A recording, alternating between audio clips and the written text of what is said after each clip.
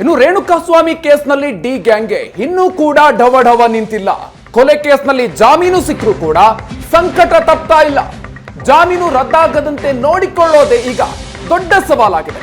Supreme ಕೋರ್ಟ್ನಲ್ಲಿ ಈಗಾಗಲೇ ಮೇಲ್ಮನವಿ ಕೂಡ ಸಲ್ಲಿಕೆ ಆಗಿದೆ. ಜಾಮೀನು ರದ್ದು ಕೋರಿ ಸರ್ಕಾರ ಮೇಲ್ಮನವಿಯನ್ನ ಸಲ್ಲಿಸಿದೆ.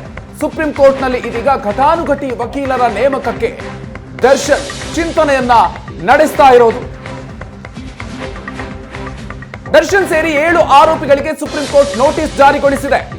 ಅಭಿಷೇಕ್ ಮನು ಸಿಂಘ್ವಿ ಅಥವಾ ಕಪಿಲ್ ಸಿಬಲ್ ಅವರನ್ನ ನಿಯೋಜನೆಗೆ ಈಗ ಪ್ಲಾನ್ ಮಾಡಿಕೊಳ್ತಾ ಇದ್ದಾರೆ.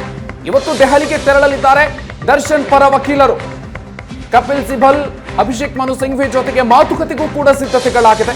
ಇನ್ನೆರಡು ವಾರದಲ್ಲಿ ಸುಪ್ರೀಂನಲ್ಲಿ ವಿಚಾರಣೆ ನಡೆಸುವಂತ ಸಾಧ್ಯತೆ ಇದೆ. ವಕೀಲರನ್ನ ನಿಯೋಜಿಸಿ ತಮ್ಮ ವಾದಕ್ಕೆ ಸಿದ್ಧಗೊಳಿಸೋದಕ್ಕೆ ಪ್ಲಾನ್ ಆಗ್ತಾ ಇದೆ.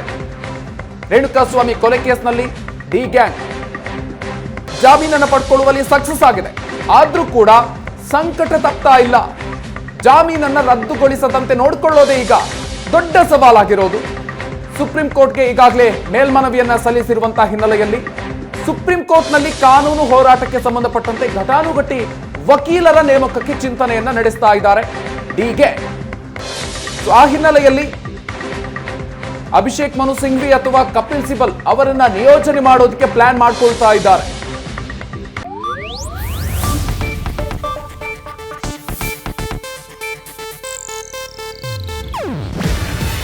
ಇದು ಏಷ್ಯಾನೆಟ್ ನ್ಯೂಸ್ ನೆಟ್ವರ್ಕ್ ಪ್ರಸ್ತುತಿ. ನೀವು ನೋಡ್ತಿದ್ದೀರಾ ಏಷ್ಯಾನೆಟ್ ಸುವರ್ಣ ನ್ಯೂಸ್.